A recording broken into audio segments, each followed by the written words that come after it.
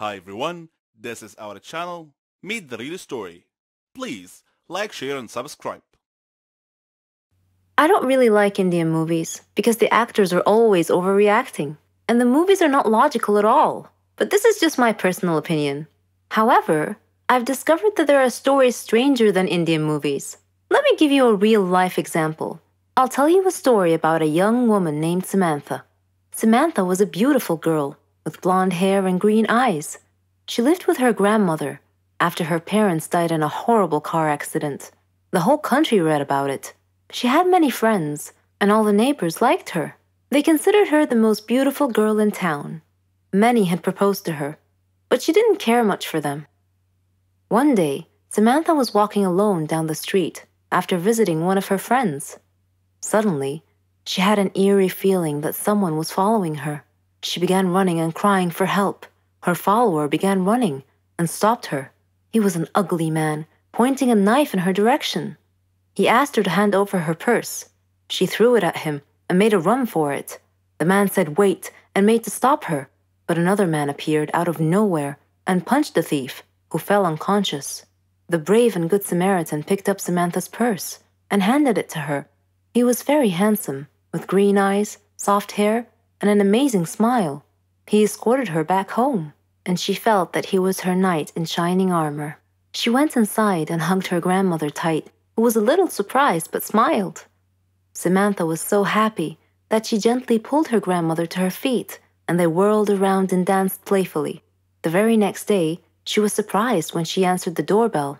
Steve, the tall, handsome man, was standing there, holding flowers. He proposed to her, and she said yes. Thus began their love story.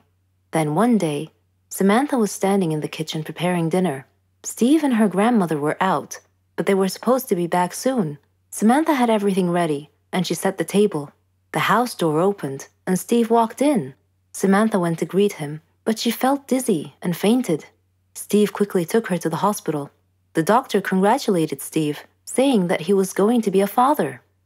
Steve was ecstatic, but Samantha was not. Instead, she was shocked and nervous. She said that she was too young to have kids, that she wasn't ready to be a mother. Steve was taken aback and said, "But why? Don't you want him?" Things were different from that point on. Samantha tried to get an abortion several times, but Steve was always stopping her. She couldn't accept it. She blamed Steve, but Steve couldn't understand her. In her 7th month of pregnancy, Samantha was with her grandmother at the supermarket when she saw a small boy run onto the road. Fearing he might get run over by a car, Samantha quickly pulled the boy off the road to safety. The boy's mother saw what happened and thanked Samantha, feeling so grateful and relieved. Samantha was crying at the moment and replied, "No need to thank me. I'm going to be a mother like you soon." For the first time, she was beginning to feel real affection for the baby. "Forgive me," she silently thought to herself. She tried to contact Steve many times to tell him that she had finally accepted. She was ready to become a mother, but he never responded. Finally, the day had come. Samantha went to the hospital to give birth. After the surgery, she was very tired. Nevertheless, when she woke up, she immediately asked for the baby. Her grandmother handed her the child. It was a daughter, and she was so beautiful. The nurse tried to take the baby out of her arms, but Samantha refused, wanting to hold her for as long as she could. The next day, Samantha heard a big commotion, and she had a feeling of dread that something bad had just happened. It was confirmed when she saw her grandmother's face. She asked what had happened, and her grandmother told her that a child was missing and had apparently been kidnapped. Samantha's pale face slowly pleaded, "Please don't tell me that it was my daughter." When her grandmother nodded, Samantha broke down and began crying and wailing in pain. The nurses tried to calm her down, and when she did, her grandmother came over to her and handed her a note. It had been found in her missing daughter's hospital crib. It was in Steve's handwriting. It simply said, "If you don't want her, I do." Then Samantha fainted. For many years, she tried finding her baby, but couldn't. Steve and her daughter had vanished into thin air. She felt as if time had stopped for her, but Steve didn't feel that way. He raised their daughter into a beautiful young woman. He named her Margot. Whenever Margot asked about her mother, Steve would always tell her that her mother was dead, but he often told her stories about her mother. and how much he had loved her.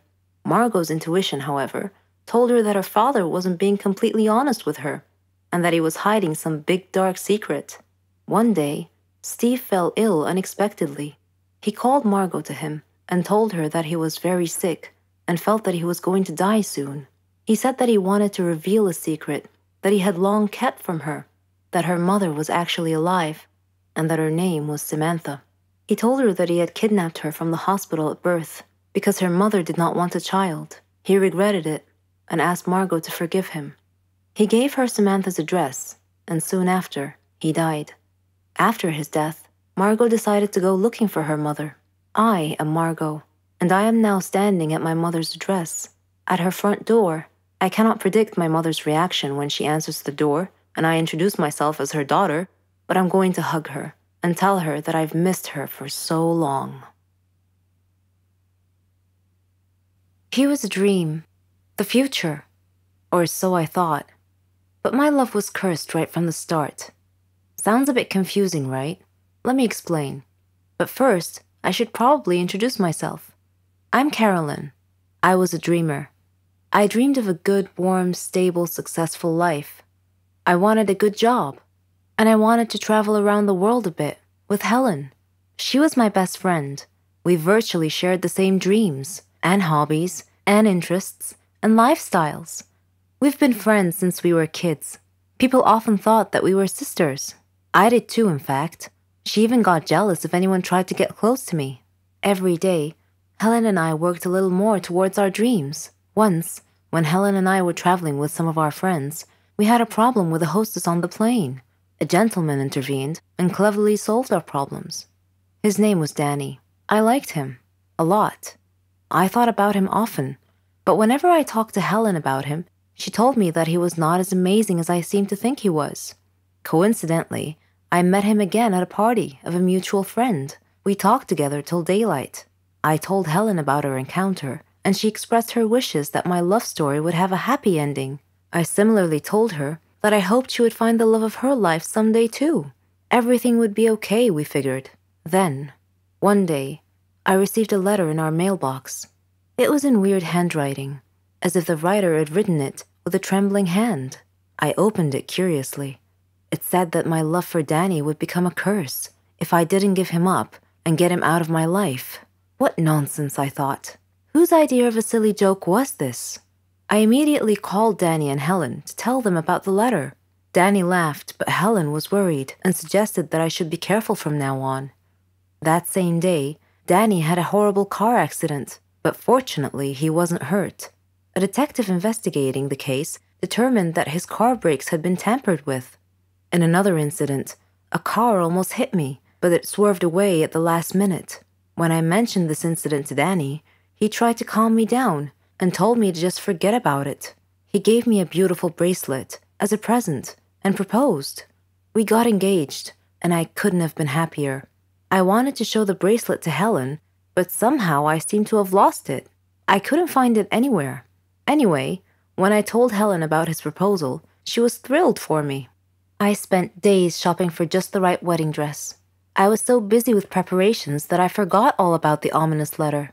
I went to the wedding hall early to make sure that everything was ready and prepared. Helen was helping me, and Danny kept calling me to make sure I was all right. Suddenly, the lights went out. I called out to Helen, worried that she might have tripped and fallen when the lights were out. When the lights came back on, Helen had fainted, and my dress had disappeared. I screamed to the ceiling, "What do you want from me? Leave me alone!" Suddenly, Danny appeared out of nowhere and asked me what had happened. I told him then and there that we must break off our engagement, otherwise the curse the letter mentioned might injure someone or cause someone to die. Then Helen came too and tried to calm me down. She told me to go to the car and that she would get our stuff and follow me. I loved Danny and wanted to marry him, but now I was seriously worried that this curse threat might actually be real. Helen came back carrying a bag and a large suitcase and told Danny not to worry, that she would drive me home and then call him to tell him that we had arrived safely. I was still crying, and Helen was trying to calm me down. When we arrived home, I noticed something strange. Helen was carrying a bag that was partially open. and I glimpsed a piece of clothing stuffed into it. It looked exactly like my dress. I opened the bag and found that it was my dress.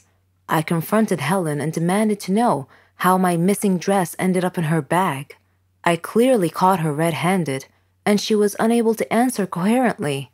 I realized at that moment that the source of the so-called curse was Helen.